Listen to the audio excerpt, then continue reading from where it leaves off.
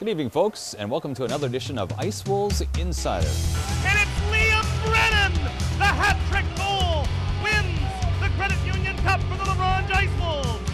Well, on tonight's program, we'll be chatting with Ice Wolves assistant coach Gavin Holcomb, as well as Ice Wolves newcomers Myles, Hovdebo, and Ben Beulah. And then our usual From the Stand segment with Ice Wolves followers, we'll be chatting with Keith Kratchmer and Roger Schooly. Should be a great show. We'll see you right back.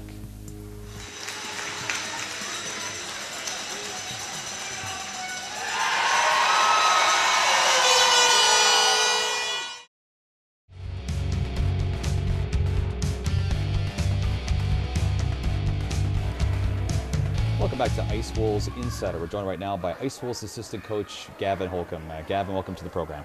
Thanks for having me. All right. So obviously we're talking on the heels of what's got to be considered a successful road trip for you guys. Obviously things Sunday night S2E8 didn't go the way you guys wanted to, but overall seemed to be a pretty successful road trip. Your analysis of how things went. Yeah, we were, obviously pleased with that. Leaving, if we could have got 6 of 8 points, we would be happy with that. We got the first 3 wins, and you kind of get a little bit greedy, and you want that 4th one. But all in all, we were definitely happy with how the team played. Have any explanation as to why you guys have been so good on the road recently? Up until the S2E8 game, I think it was 8 wins in a row you guys did away from LaRange. Any explanation as to why you guys are so good on the road?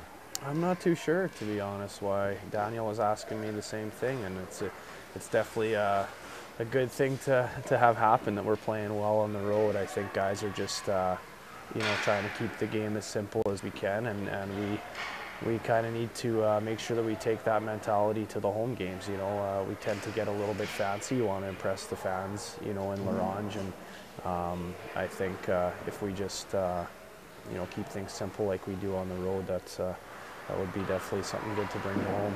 All right.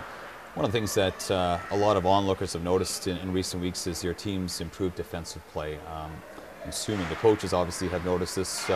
What has been happening the last 2 or 3 weeks as to why the goals against are quite a bit down as compared to the start of the year?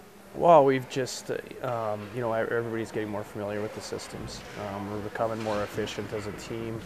And I think, early on, everything was a little bit, a little looser, and we've just really been focusing on practice. We've been spending a lot of time in the defensive zone and getting the rotations down, and guys that aren't accustomed to the league are kind of getting used to how physical it is, or any adjustments that need to be made. Plus Adam Barco's been very solid for us too, which gives the guys in front of them a lot of confidence, and I think we're just playing a good team game right now. Mm-hmm. Let's just go back in this road trip here in detail. Obviously you guys started off with a really big win in Humboldt. I believe the score was 5-1 for you guys. Mm-hmm. Were you at all surprised by that outcome? Not only did you think, I'm sure you guys were hoping for the win, but it seemed to be a fairly lopsided score for a team that's right now in first place. Yeah, it was a little bit lopsided. Our penalty kill was very good. Going in, they had the best power play in the league. So we knew that our penalty kill was going to be very important. I thought we just played very well. We had a good game. We had a lot of speed. The guys had legs, and everything was just clicking really well. Humboldt had just come off a 6-1 win from Flin Flon, so they were feeling pretty good, and I just thought we played a really efficient road game that game, and were able to put the puck in the net. Now the following night you guys spotted the Notre Dame Hounds, an early 3-0 lead, but managed to shut the door from that point on, and obviously came away with a 4-3 comfort behind victory. What were the keys to success in that game? I guess kind of getting going in the second half. We just really didn't come out very strong. It's a bigger ice surface, and I don't think that we were playing very efficient. I think guys thought they were going to have a lot more time to do things, and that wasn't the case. So we had to make some adjustments throughout the game, and guys really bared down the second half and battled, and it showed some good character, especially in overtime in the shootout. Yeah. Now Saturday night, a lot of SJHL onlookers were looking forward to a tight battle between 2 teams that have been playing pretty well lately, and you guys really blew out the Weyburn Red Wings 6-0 again. Was that a game that kind of surprised you with the outcome? You had to be pleased by that, but were you surprised even by your team showing that? We were happy. I don't know if we were, maybe a little bit surprised, but we just got some good bounces our way that night. I think we were deserving of the bounces. We played really well. We competed hard. Power play was clicking. Weyburn was missing their top 3 players, so that's going to affect them a lot. But I thought we were physical and kind of played a similar game as we did in Humboldt. Mm-hmm. And then to wrap up the road trip, obviously the 5-3 loss in Estevan, was that just a case of 4 games in 5 nights, or how do you explain, especially that third period, the 4 goals against them? Yeah, definitely. The game was kind of a sloppier game. I didn't think our effort was too bad. I thought the guys were working hard. It's just that the efficiency wasn't as high. We turned the puck over a lot.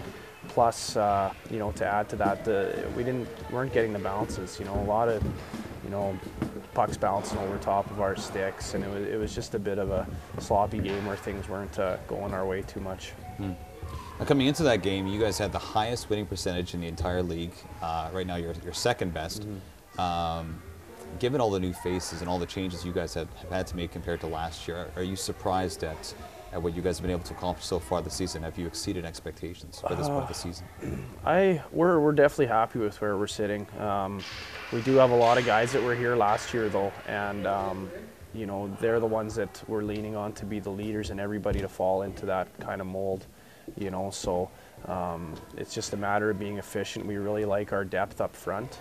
We got, I don't think it would be too bold to say that we have more skill up front this year than we did last year.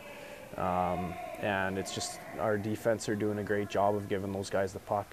And, like we talked about, we're playing well defensively. We're really trying to focus on a defense first kind of system, and right now it's working for us. All right. Speaking of skill up front, obviously you guys welcome back Justin Ducharme after that long layoff with the suspension. Maybe talk about his play, adding a guy of that caliber at this point of the season when you guys were already on the roll. Yeah, it was huge. He adds a lot to our lineup. I guess you could say he's in on our second line, but we're pretty comfortable with our top 2 lines. They could be a first line on any team. He adds a lot of depth.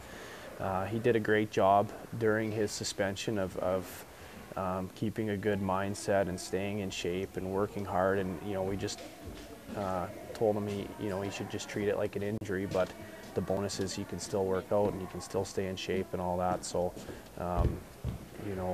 we knew there's going to be a bit of an adjustment for him coming in, but it doesn't seem like he's missed too much of a beat, so we're definitely happy to have him back. All right. Just finally, a lot of fans were collectively holding their breath when they heard that Marc-Andre Carré went down with appeared to be an injury in the Estevan game. I guess a play where he took a knee there.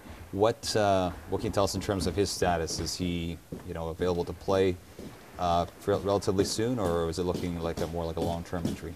Well, I think he was Charlie horsed. He's got a bit of a bruise. We'll look at it tomorrow. Hopefully he can play tomorrow. If he can't play tomorrow, I would assume we'll see him by Friday. But it'll be a kind of day-by-day thing right now.